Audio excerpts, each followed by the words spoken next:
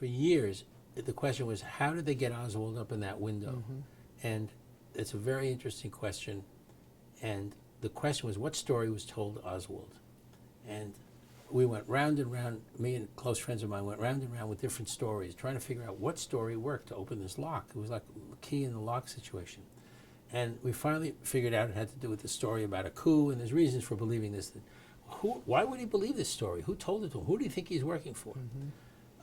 The realization that Lee Oswald thinks he's working for Bobby Kennedy is not just a theory about what's going on in his head.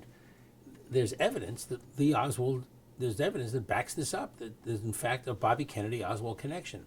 I made the discovery years ago that on Oswald's CIA file, his 201 file, is a box where you put in other identification, and inside that box is written AG. Now AG means Attorney General. And I said, whoopee, so that somebody is trying to create this connection, or it's a real connection. It didn't matter to me. The point is that when Bobby Kennedy looks at it through his end of the telescope, he sees that Oswald's down on the food chain somewhere, one of his operatives. When Lee Oswald looks at it from his end of the telescope, he's, I'm working for the Oval Office. I'm working for the president's brother. Right. Okay. Then it was brought to my attention, well, AG actually means Russian defector. And for years I went along with this until very recently, this is the last 2 to 5 months, I was looking into this matter, and I found out that when you look in the security classified testimony, that this whole explanation that AG means Russian defector, this didn't happen until 1964. And what happened in 1964, I think, is that Bobby Kennedy, trying to get out of this hole that was dug for him by those who were trying to frame him and connect him with Oswald, had this problem. The file was marked AG. So what they did is, in computer talk, they redefined the system architecture. And this guy testified, well, this order came down, or this instruction came down, we're going to have these new codes. And AG means Russian defector, which is really hilarious in a way. And so they put AG on Oswald's file and on some other files, and so they got away with it. And anyway, it never came to the attention of the Warren Commission. It did to the House Select Committee 13 years later.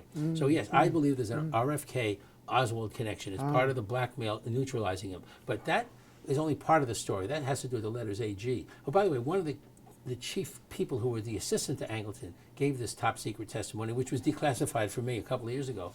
And he's asked about AG. Everybody's asked about this AG thing. And he says, what does AG mean? He says, Attorney General. This is under oath. So yeah, I think it means Attorney General. Now, here's what's really more important and what got me turned on. In 1968, a book was published in Europe, published in Liechtenstein or something. It was called America. No, it was called America Burning. And it was a big, huge bestseller all over Europe. And it was written by somebody who was an insider, who seemed to know the Kennedys and blah, blah, blah, what was going on. And it made clear that there was a big high-level plot involving possibly the Secret Service. Well, anyway, it involved a lot of people, and it was very knowledgeable. Well, the book was published in this country as Farewell America. And I paid some attention to it, but not enough. Well, then anyway, in 2006, I was rereading this book, and I was saying, where have I seen this style before? I'm a writer. I can recognize another writer's style, like looking at a fingerprint or something. I'm saying, and then it was in February 2006, and I had this eureka experience, and I said, oh, I know who wrote this, because it was obvious from some of the phraseology. It's Arthur Schlesinger. Really? And I said, this has got to be Arthur Schlesinger. So wow. I was busy with a lot of stuff, and I said, I'm not going to be able to prove this, but I'm going to ask this. So I asked this woman, Paula Botan, who was very smart, and I don't know if she's got her degree yet in college, but anyway, I said, Paula, I want you to take 1,000 Days by Arthur Schlesinger, and I want you to take Farewell America, and I'll give you these passages. Just look up, anytime you see something in Farewell America about such and such, look it up in 1,000 Days and see if the passages are similar. Well, the correlation was so similar that any professor would say, if they saw that correlation, it's hey, been plagiarized. That's plagiarized, man. Wow. You're flunked. And I mean, there's so many of these things. So as far as I'm concerned, yes, Arthur M. Schlesinger is the author or co-author of Farewell America, along with Theodore Sorensen, because there was stuff in there that was very Sorensen-ish. But basically, it's Arthur Schlesinger. Now, I have not had the money or the time to go to Schlesinger's children, and he has a son named Stephen and probably some others, and to go to his papers. But I think this is really got to be proven. Now, why is it so important? Well, okay, when did I tell you that I figured out the business about the charade? That happened in 1995, that Oswald's firing blanks. And there's a bunch of other stuff about Oswald that I figured out like decades later. The Walker shootings, pretense, that was 1975, almost a decade after the assassination. You go to this chapter at the end of this book, Farewell America, which has a chapter on Oswald called Bobo. which was the name under which they buried Oswald in the Fort Worth Cemetery, William Bobo, to prevent grave theft and stuff. Well, this chapter is loaded with insights, and this business about a mock attack is mentioned 3 or 4 times. Is it really? Yeah, 3 times at least.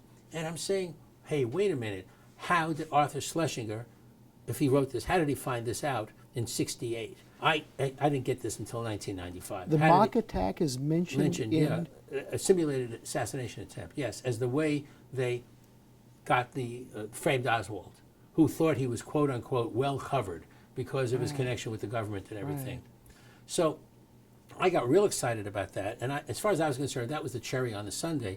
That meant to me that Bobby Kennedy, so Arthur Schlesinger did not investigate the assassination. Anything he wrote in this book, he's getting from Bobby. Kennedy. So Bobby knew the truth about how his agent got framed, and he told some of it to Arthur Schlesinger, who put it in the book. And that was my opinion about Farewell America, and I was very excited about this. Now, there's something else I wanted to say about this. Now, what was it? I could firmly connect this chapter. Oh, he also talked about the structure of the plot in the book. He called it the committee, and he talked about how this committee worked.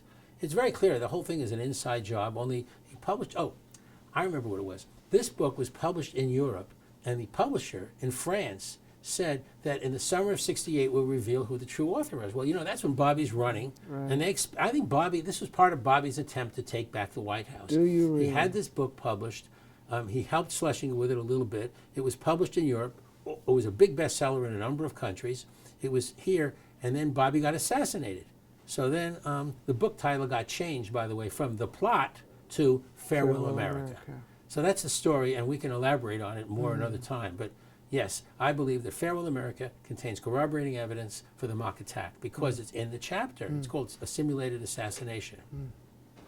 So, do you think Bobby Kennedy made any efforts to have anybody talk with Oswald while he was in custody?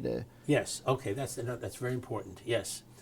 When Oswald was arrested, they held him, in Oswald's own words to the American Civil Liberties Union, I'm being held incommunicado. They held him incommunicado. He did not know what was happening, and he did not know that he was being held as the prime suspect in the Kennedy assassination. And he did not know that until almost midnight on Friday night. And that's when he comes before the microphones, and they said, did you kill the president? And he says, I've not been charged with that. The first thing I heard about that was when somebody talked to me about that in the hall. And then some reporter yells out, you have been charged.